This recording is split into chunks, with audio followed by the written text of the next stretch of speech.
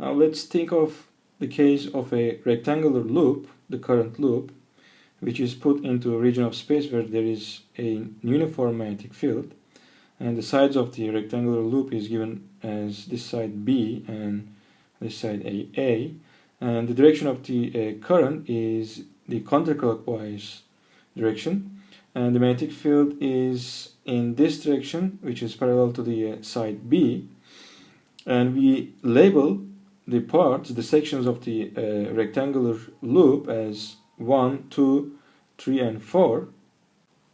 So the current on section 1 is to the left, and the current on section 2 is to down, and the current on the section 3 is to the right, and the current on the section 4 is up. So the first thing is, since we know that as long as we have a current flowing inside the region of space where there is a non-zero magnetic field, we know that there will be a force acting on the wire or the current.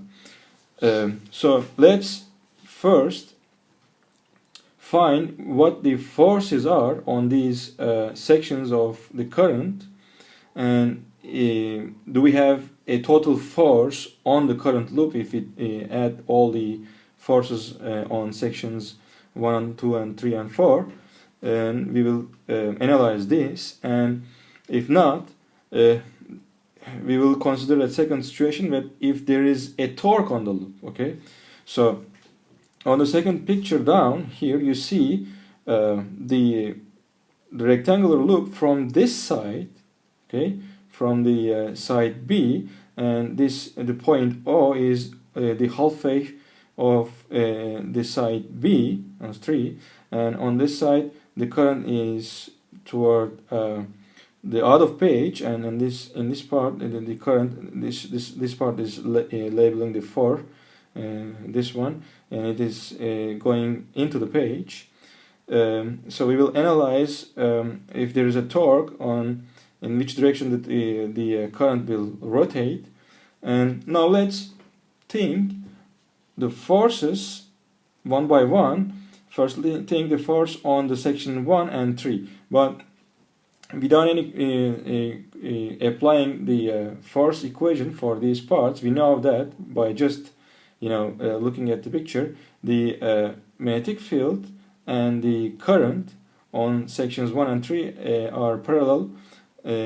Actually, in section 4 they are anti-parallel, and in section 3 they are parallel, but this doesn't make any difference. The cross product of the length or the current vector with the magnetic field will be 0. So that means there will be no any magnetic force on section 1 and section 3 because they are parallel to the magnetic field. So we can easily set these in here. The forces are 0, forces on 1 and 3 and 0, because the displacement vector, the current, the vector determined by the direction of the currents on these sections are parallel and anti-parallel to the magnetic field. So the other, when you think the other sections, section 2 and 4, you can easily see that the directions of the currents are perpendicular to the magnetic field. That means, in fact, we will have a maximum force acting on these sections of the loop. So if you want to talk about the strength of these forces, you can easily say that the strength will be just the current, the length of the section 2, and times the strength of the magnetic field, because of this simple formula.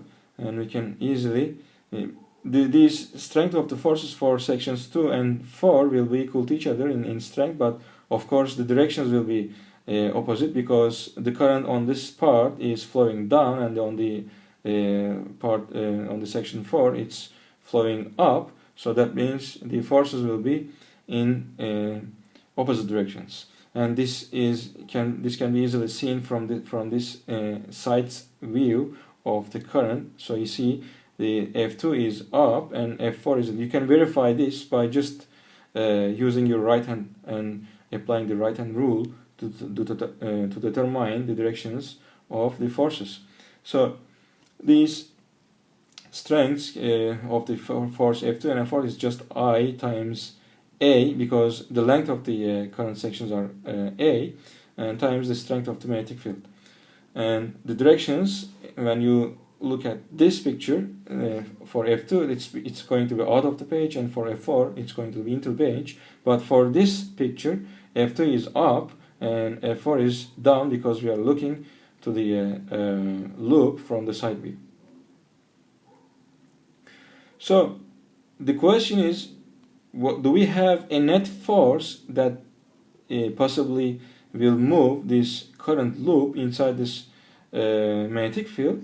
The answer is no, because, well, there are no forces on sections 1 and 3, and the forces on 2 and 4 are equal in magnitude, but they are opposite in direction. So that means the net force on the current loop is 0, and the current loop as a total object will not move because of these magnetic forces.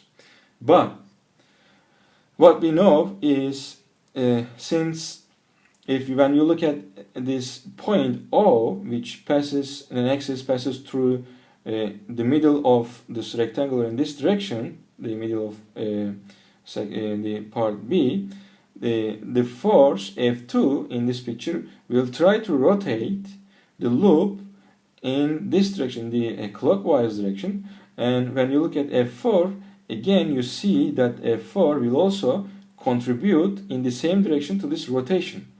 So when you leave this loop in case there is no gravity, nothing else, in just outer space, when there are no other forces acting on the loop will try to rotate. Okay, whenever you apply this magnetic field, the loop will rotate on this direction, and we can then talk about the torque of these forces. And torque is nothing but the force times the force arm to the axis of rotation.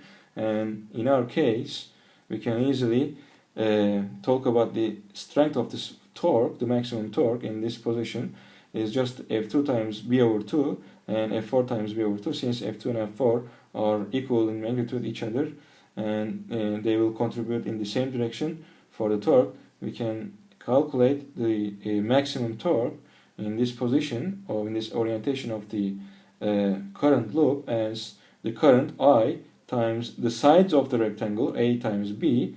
In fact, this is nothing but the area of the current loop, the area covered by the current loop, times the strength of the magnetic field. Alright, so whenever you leave this current loop in this orientation, there will be a maximum torque acting on. Right? So we can summarize this magnitude of torque as of the current I times the area, which is determined by this current, the loop, and times the magnetic field.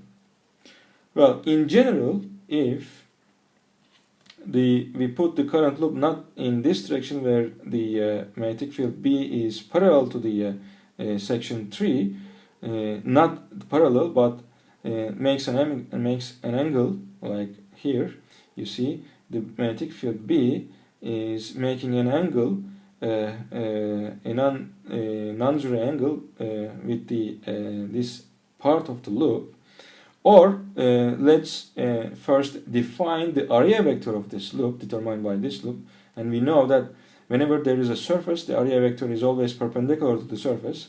And for this orientation, of course, the area vector will be perpendicular to this side of the loop. And that means that the area vector has an angle which is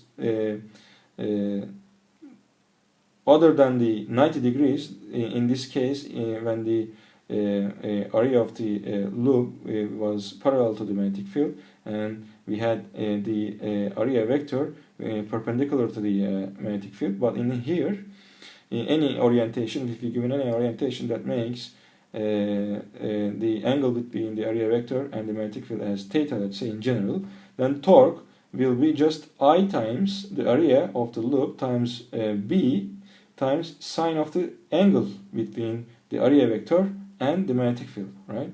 So in most general case, we can, since torque is a vector, we can finalize this result torque as the cross product of this quantity I times the area vector of the loop, cross product with the external magnetic field. So in this position, we define a new quantity, new physical quantity, which we call the magnetic moment determined by this closed loop. This is true for any current loop. If you have any current loop, it doesn't matter the shape, whether it's rectangular or an irregular shape, or a circular, or any shape, as long as it is closed, it is a closed region of space, surface, then this current determines a magnetic moment vector, which is nothing but the current flowing through this loop times the area of the loop, where area, of course, will be taken as a vector, and we know that for any surface we can define an area vector which is perpendicular to that surface. So in general, if you have a loop, current loop, which has a magnetic moment mu, then the torque on this loop is just given by this most general expression mu cross product with the external magnetic field. Well, this will be similar to the case if you leave an electric dipole, remember, inside the region of space where there is some electric field, non-zero electric field, then for the dipole, the torque will result because of the forces acting on the plus charge and the minus charge. And remember that this torque was calculated by the dipole moment vector of this dipole, a cross product with the external electric field. So they are very similar. In fact, in the case of magnetic field and the magnetic moment, again, the torque is given by this cross product. So mu, which is I times the area vector, is a new property, new physical quantity that we mostly use in physics, which we call the magnetic moment, and this is true for any closed current. Okay, any closed current determines a physical quantity which we call the magnetic moment. So just like in the case of a dipole in an electric field, electric charge dipole determines a electric potential, right? Because whenever you leave an electric dipole inside an electric field, the dipole will try to align with the direction of the electric field, and if you change this alignment, then the dipole will try to go to this minimum energy case, where we define the potential energy of a dipole as minus dipole vector dot with the electric field. So just like this, the case of a magnetic moment inside a magnetic field, the region of space where there is a non-zero magnetic field, it defines a magnetic potential energy which is determined by this dot product between the magnetic moment and the external magnetic field. Of course, we have a minus sign because in the case where this magnetic moment vector aligns itself with the magnetic field, the system will be in the smallest energy, and whenever you misalign from this smallest energy, the magnetic moment or the current loop will try to align itself so that it can have a minimum energy, right? So now in this problem, we can summarize what we have is whenever you put a current loop which has a magnetic moment inside an inside a region of space where there is a non-zero magnetic field, the torque on this magnetic dipole is just mu cross B, and the magnetic energy of this loop is just minus the magnetic moment vector dot product with the external magnetic field.